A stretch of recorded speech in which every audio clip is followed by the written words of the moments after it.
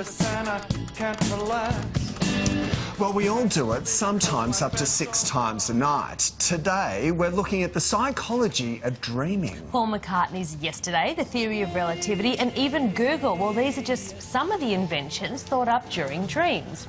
But despite advances in modern medicine, our nighttime nuances remain a bit of a mystery. Here to clear up the confusion is dream psychologist Ian Wallace, live from Edinburgh. Ian, really good to have you on the show. Thank you. Tell us, why do we dream? We dream to continually update our sense of self.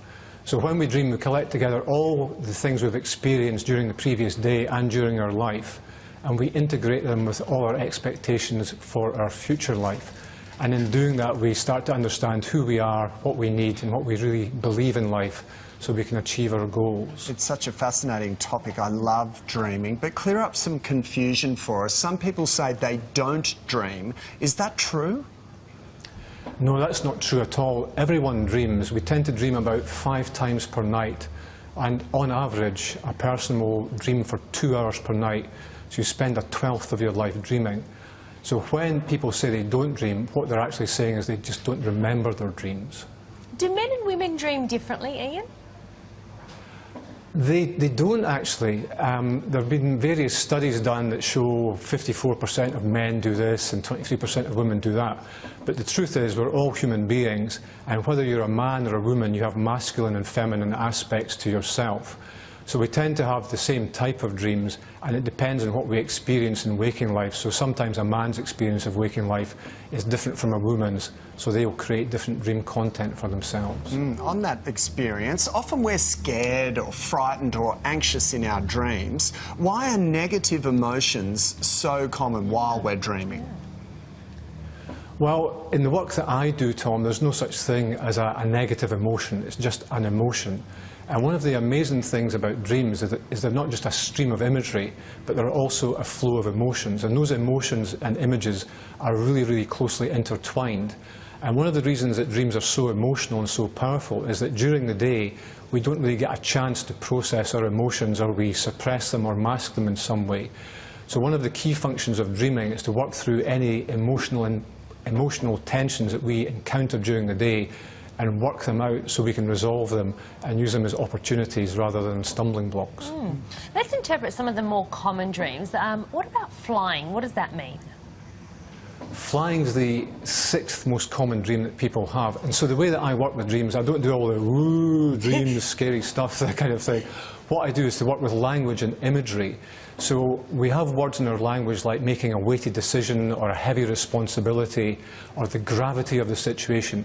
So if you create a dream where you're flying, you've been released from some commitment or some heavy responsibility in waking life. And it's a very common dream with creative people who have accomplished something that's gone beyond just mere objective, rational, logical things, and they've actually transcended their creativity. I love the flying dream, especially when it keeps going all night. It's the best. Ian, what about dying? Dying, so that can be, sounds like quite a scary dream, but it's actually a really healthy and positive dream. And it's very, very rarely about any waking life death. What it's about is transformation, Tom, and it's about leaving the past behind, leaving aspects of the past behind that are no longer healthy for you or serving for you, so you can step into the opportunities of a new future. So when you create a dying dream, it's a very, very healthy sign. Ian, finally, what about the awkward naked dream? Yes, yes, it's the one that lots of people have. It's the 4th most common dream, and it is very common amongst people like yourselves who work in the public eye. So again, working with the imagery of the dream, we use our clothes as a way of presenting our self-image to the people around us. So today I'm dressed as a sober-suited psychologist, and that's the image that I am presenting to you. It doesn't mean to say I'm just about to change into a Hawaiian shirt and thongs and all that stuff, but it's the image we present to other people.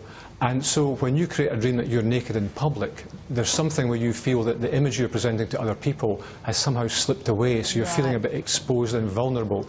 And very often you create that dream when you are going into a new job or a new relationship or something that you're uncomfortable about.